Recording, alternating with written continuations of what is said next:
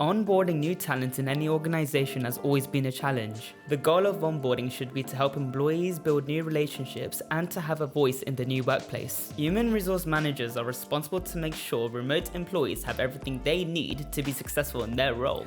But there are some common mistakes like not having an onboarding plan or providing enough mentorship. Give your newbies a kickstart. You want to make sure that your new hires feel they made the right choice with your company. Show them you're happy to have them on board. Create an online onboarding academy. Make sure to include remote-specific information in the academy together with a training section on accessing all technology tools needed for the job. A personalized introduction helps you create a connection right at the start. Slides, videos, and step-by-step guides can be a plus. Schedule introduction calls.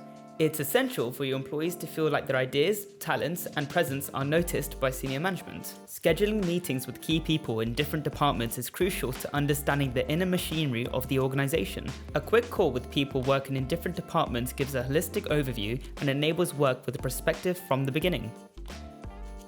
Assign a buddy to your new hire. Buddies support the newbies as they're getting introduced to the organization. During the entire process, employees should be assigned to a person that they can trust to ask as many questions as necessary. Give early access to tools and apps. Providing new employees early access to tools and platforms allows them to see for themselves what they will sell, support, market, and plan for.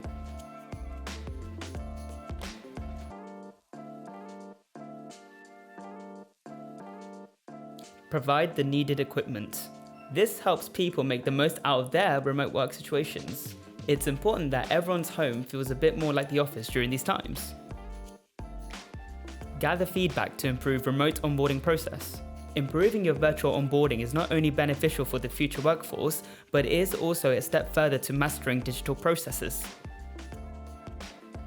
Don't forget to make a remote onboarding checklist. Follow these steps one by one in the right order. If the process feels chaotic for you, imagine what it feels like for someone who's just joined the company.